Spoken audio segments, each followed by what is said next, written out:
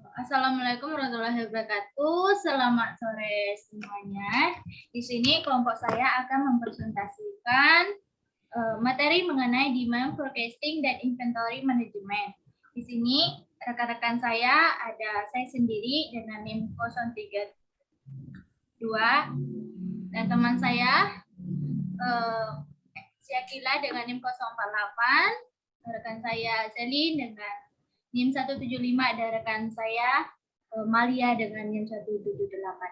Kita langsung ke bagian pembahasannya. Di sini untuk pengertian demand forecasting dan inventory management.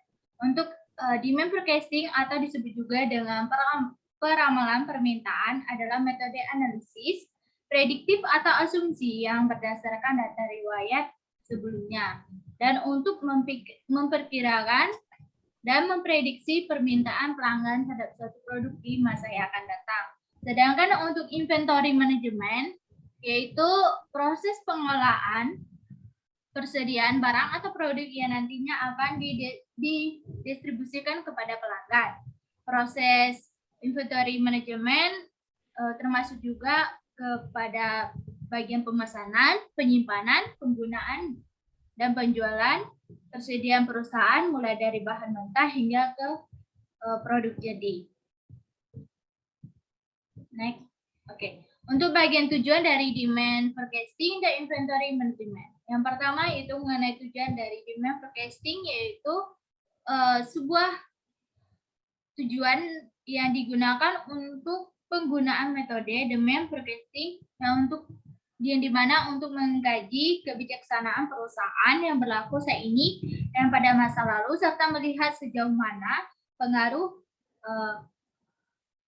demand forecasting ini pada masa yang akan datang.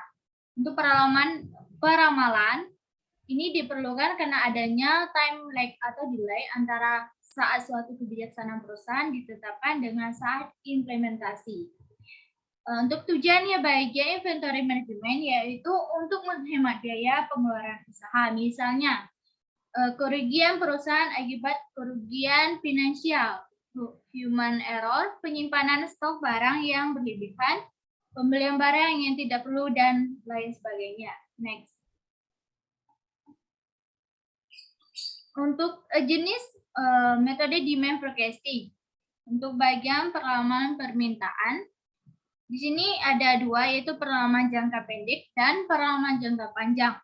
Di mana peramalan jangka pendek atau short term yaitu peramalan jangka pendek yang dibuat untuk memenuhi target permintaan pasar dalam jangka pendek. Misalnya nih, pada persiapan kebijaksanaan penjualan yang sesuai untuk meningkatkan penjualan, perencanaan yang tepat untuk persediaan agar sesuai dengan permintaan yang diminta. Sedangkan untuk peramalan jangka pendek atau long term, yaitu peramalan jangka panjang adalah asumsi yang dibuat untuk memenuhi target dalam jangka panjang seperti perencanaan modal atau aset. Nah, dari kedua jenis metode peramalan tersebut, baik yang pikiran permintaan jangka pendek atau jangka panjang sama digunakan dengan kebutuhan perusahaan. Yang kebutuhannya disesuaikan dengan perencanaan yang diinginkan oleh perusahaan. Sedangkan untuk faktor-faktor yang biasa dipertimbangkan untuk melakukan peramalan, yaitu di sini ada faktor mengidentifikasi metode yang paling relevan untuk peramalan, terus yang kedua untuk memprediksi faktor-faktor yang terlibat, terus yang terlibat yang dapat mempengaruhi permintaan produk. Selanjutnya untuk memperoleh data tentang faktor-faktor yang dapat mempengaruhi permintaan. Selanjutnya untuk menemukan hubungan yang paling sesuai antara variabel bebas dan variabel terikat. Dan yang terakhir yaitu untuk mempersiapkan ramalan permintaan dan menganalisis hasilnya. Selanjutnya, teknik yang digunakan untuk demand forecasting. Yang pertama yaitu teknik kuantitatif. Teknik ini digunakan untuk melakukan peramalan jangka pendek dan jangka panjang. Namun untuk peramalan jangka pendek dan jangka panjang, metode ini selanjutnya dapat dibagi lagi sesuai dengan jenis peramalannya. Berikut ini adalah alat untuk melakukan peramalan jangka pendek antara lain. Yang pertama ada metode rata-rata bergerak. Metode ini digunakan untuk merencanakan tren atau kecenderungan dalam permintaan. Yang kedua ada metode pemulusan eksponensial. Metode ini banyak digunakan untuk melakukan peramalan jangka pendek. Ini berasal dari rata-rata bergerak dan dimodifikasi. Yang ketiga ada metode analisis deret dan waktu. Analisis deret dan waktu biasanya digunakan untuk melakukan peramalan permintaan jangka panjang. Yang keempat ada metode ekonometrika. Metode peramalan ini merupakan metode analitik. Dalam metode ini, metode ekonomi dan matematika yang berbeda digunakan untuk meramalkan permintaan. Metode ini memberikan kebebasan untuk mengasumsikan banyak variabel sehingga lebih akurat dan dalam situasi bisnis yang real atau nyata. Yang kedua ada teknik kualitatif. Yang pertama, metode survei niat beli. Dalam metode survei niat beli, survei dilakukan terhadap produk di mana beberapa pertanyaan tentang produk dirumuskan. Yang kedua, metode opini tenaga penjualan. Dalam metode opini tenaga penjualan, permintaan penjualan teritorial yang berbeda dikumpulkan untuk meramalkan permintaan suatu produk. Selanjutnya yaitu faktor inventory management. Secara umum, besar kecilnya inventory tergantung pada beberapa faktor. Yang pertama, lead time, yaitu lamanya masa tunggu material yang dipesan datang. Yang kedua, frekuensi penggunaan bahan selama satu periode. Frekuensi pembelian yang tinggi menyebabkan jumlah inventory menjadi lebih kecil untuk satu periode pembelian. Yang tiga, jumlah dana yang tersedia. Dan yang terakhir, daya tahan material. Selanjutnya, teknik manajemen persediaan. Yang pertama ada metode Economic Order Quantity atau EOQ, atau kualitas pesanan. Ekonomi adalah suatu metode untuk menentukan beberapa jumlah pesanan yang ekonomis untuk satu kali pesan. Recorder, point recorder atau titik pemesanan kembali adalah saat persediaan mencapai titik di mana perlu dilakukan pemesanan kembali, yang dinyatakan dalam persamaan berikut. Titik persamaan kembali sama dengan tenggang waktu dikali dengan pemakaian. Yang tiga yaitu safety stock atau persediaan pengamanan tambahan yang diadakan untuk melindungi atau menjaga kemungkinan terjadinya kekurangan bahan. Yang keempat adalah sistem EBC, adalah teknik manajemen persediaan dengan membagi persediaan ke dalam 3 golongan sesuai dengan tingkat penurunan kepentingan yang didasarkan pada nilai rupiah pada investasi masing-masing golongan persediaan.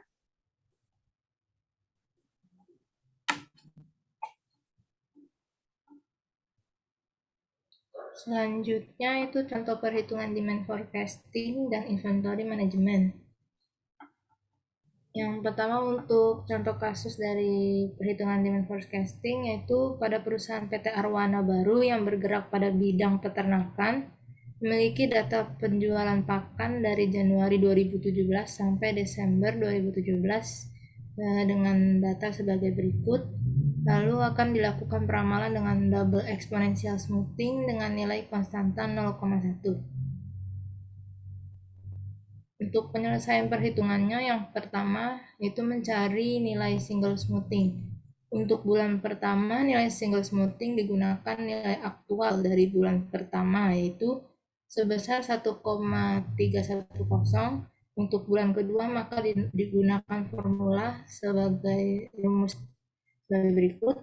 Untuk nilai A2 yaitu sebesar 1,313 dan untuk nilai A3-nya 1,3149. Lalu selanjutnya mencari hitungan dari nilai double smoothing. Yaitu untuk bulan pertama nilai double smoothing digunakan nilai aktual dari bulan pertama yaitu sebesar 1,310. Untuk bulan kedua maka digunakan formula dengan rumus sebagai berikut. Dengan hasil A2-nya itu 1,3103 dan 1,3108. Selanjutnya menghitung perbedaan nilai antara nilai single smoothing dengan double smoothing. Untuk hasil yang didapat yaitu 1,3157 dan 1,319. Lalu selanjutnya ada perhitungan slope dengan rumus sebagai berikut. Untuk hasil dari B2-nya itu 0,30 dan untuk hasil B3-nya 0,46. Lalu selanjutnya ada perhitungan peramalan untuk periode selanjutnya. Misalnya, peramalan dilakukan untuk 1 bulan berikutnya, maka didapat perhitungan sebagai berikut dengan rumus di bawah ini. Dengan hasil yang didapatkan itu 1,316. Jika peramalan dilakukan untuk 5 bulan berikutnya, maka dapat dihitung dengan hasil yaitu sebesar 1,3172. Lalu selanjutnya ada hasil secara keseluruhan perhitungan peramalan dengan double exponential smoothing dengan nilai konstanta 0,1 dapat dilihat pada tabel di bawah ini. Lalu selanjutnya untuk perhitungan MAE, MSE, dan MAP itu yang dengan rumus sebagai berikut. Untuk hasil MAE yang didapat itu 39,95, untuk hasil MSE itu sebesar 1,779 dan hasil MAPE-nya 4,032%. Lalu untuk menentukan forecast yang terbaik, perlu pembuktian dengan membandingkan konstanta yang digunakan.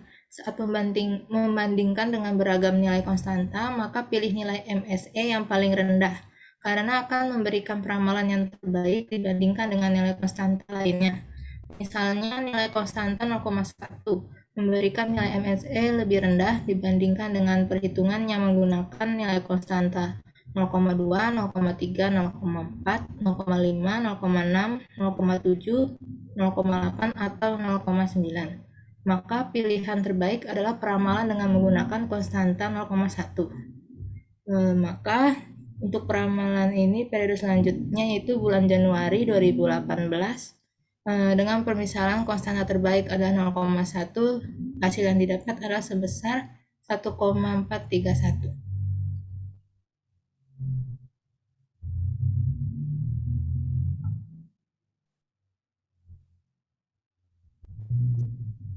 Oke, selanjutnya saya akan menjelaskan tentang inventory management. Untuk studi kasusnya, ini untuk menentukan EOQ, safety stock, dan recorder point. Pada salah satu produk tersebut, maka digunakan data penjualan. Apabila produk yang akan dihitung adalah CW633JWF Toilet Bowl, maka berdasarkan data pada tabel ini diketahui bahwa pada periode Oktober 2017 hingga September 2018, PT Sinar Glas Indojaya telah memesan toilet bowl sebanyak 2.515 buah. Kemudian biaya pemesanan ini dia bersifat tetap untuk seluruh produk yaitu 12.000 dan biaya penyimpanan sebesar 2% dari harga produk. Kemudian waktu pengiriman atau lead time adalah 1 minggu.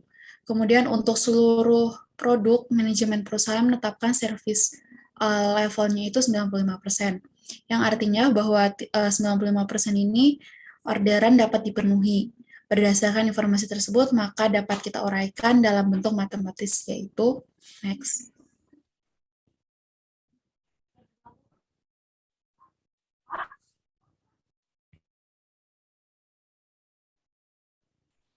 Oke, selanjutnya penyelesaian perhitungan. Diketahui harga produk 554.739, kemudian biaya pemesanan itu ada 12.000, jumlah kebutuhan dalam unit per tahun 2015, kemudian biaya pembelian per unit itu ada 554.739, presentasi biaya penyimpanan adalah 2%, kemudian lead time-nya itu ada 7, hari service levelnya itu 95%. Nah, di dalam kurva statik, service level ini memiliki service faktor 1,64. Nah, ini untuk rumus EOQ-nya ada akar dari 2 SD dibagi H, sama dengan juga akar dari 2 SD dibagi PT. Kemudian hasil akhirnya itu dari proses penyelesaian adalah 66 untuk nilai EFQ-nya. Kemudian frekuensi pesan itu rumusnya akar dari HD dibagi 2 kali S. kemudian hasilnya itu 30,52 atau 31 kali kita genapkan. Kemudian berdasarkan dari perhitungan EOKI, maka frekuensi pemesanan toilet bowl dalam setahun sebanyak 31 kali, dengan kuantitas perpesanan dalam efisiensi adalah 66 buah. Next. Kemudian ini adalah tabel pembelian untuk bulan Januari sampai Desember. Kemudian untuk tabel kedua itu ada perhitungan standar deviasinya dari bulan Januari juga sampai Desember. Next. Nah, untuk nilai rata-rata itu hasilnya 167,92, sedangkan untuk standar deviasinya itu 18,06, safety stock-nya itu 29,6, tapi kita bulatkan menjadi 30 buah. Nah, jadi persediaan pengaman atau safety stock produk toilet bowl yang diperlukan berdasarkan perhitungan standar deviasi tahun 2017 sampai 2018 itu sebanyak 30 buah. Next.